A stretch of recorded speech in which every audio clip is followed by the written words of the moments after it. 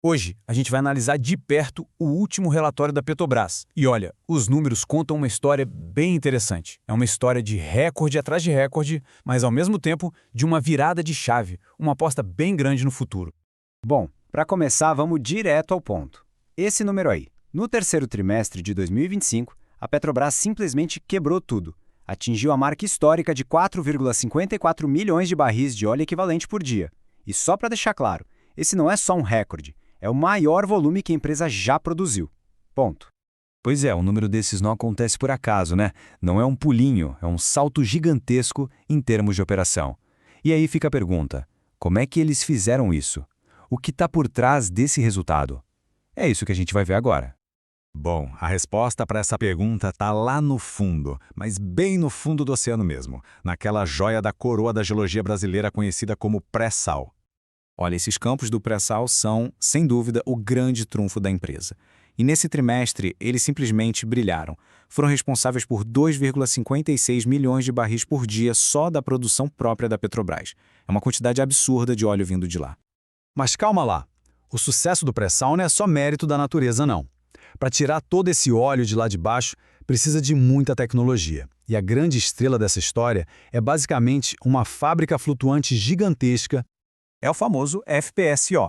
E quem está puxando a fila nesse show de produtividade é um gigante chamado Almirante Tamandaré. Ele começou a operar no campo de Búzios e, assim, em pouquíssimo tempo, virou simplesmente a plataforma de petróleo mais produtiva do Brasil inteiro. E para ter uma ideia do que essa eficiência significa na prática, essa única plataforma, sozinha, não só bateu a meta de produção 3 meses antes do prazo, como ainda ultrapassou essa meta. É uma performance, assim, fora da curva. E olha que legal essa fala da diretoria. O mais interessante aqui é a narrativa que eles constroem. Não é só sobre, produzimos muito. É sobre como essa produção recorde já vem com um pezinho no futuro, conectando essa eficiência toda com tecnologias mais limpas. Ok, mas tirar o petróleo do fundo do mar é só o começo da jornada, certo? Agora a gente precisa ver como todo esse volume recorde foi parar no mercado. Como essa produção massiva se transformou em combustível, do poço até a roda do carro. E a resposta começa aqui, nas refinarias. A Petrobras colocou o pé no acelerador e usou quase toda a sua capacidade de refino. Estamos falando de 94%. Basicamente, as refinarias estavam trabalhando a todo vapor para transformar esse petróleo bruto nos combustíveis que abastecem o país. E olha o resultado disso nas vendas aqui dentro do Brasil. O diesel, por exemplo, deu um salto gigantesco de mais de 12%. Isso mostra o motor da economia, o agronegócio e a indústria, consumindo com força. Mas não foi só o mercado brasileiro que sentiu esse impacto, não. A produção foi tanta que a Petrobras também quebrou o recorde de exportação. Isso solidifica a posição da empresa como um player global de peso, mandando energia para o mundo todo. Tá, mas para onde está indo todo esse petróleo que sai do Brasil? O gráfico aqui não deixa dúvida, dá uma olhada. Mais da metade tem um único destino, a China. Isso faz do país, disparado, o maior cliente da Petrobras. É um ponto super estratégico para a operação global da companhia.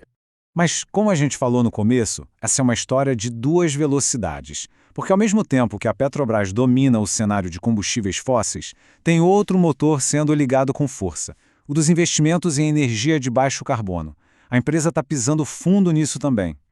E uma das apostas mais fortes nesse futuro mais verde é o tal do SAF, o combustível sustentável de aviação. É um nome que a gente vai ouvir cada vez mais por aí. E olha, não é só discurso não. A empresa tem um plano bem amarrado. Eles estão sendo pioneiros na produção de SAF, estão construindo uma fábrica só para diesel renovável e até aprovaram o primeiro projeto piloto de captura de carbono do Brasil. E tem mais, essa parceria com a Amazon. São ações bem concretas, uma atrás da outra.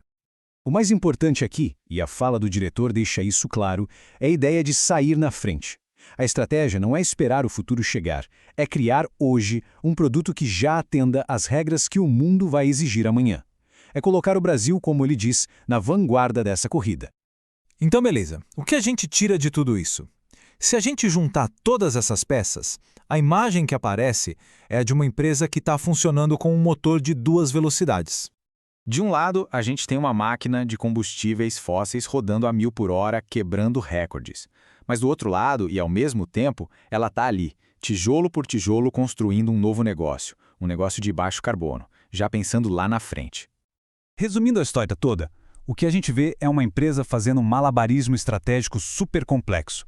De um lado, ela garante a energia que a economia precisa hoje, com uma produção de petróleo nunca antes vista. E do outro, está investindo pesado, com um plano claro na energia que vai mover o mundo amanhã. E tudo isso leva a gente para uma pergunta final, que é, na verdade, a grande questão do nosso tempo no mundo da energia. Será que uma gigante como essa consegue de fato abastecer o mundo de hoje e, ao mesmo tempo, construir o mundo de amanhã? Esse é o desafio que não só a Petrobras, mas empresas e governos no mundo inteiro estão tentando resolver agora mesmo.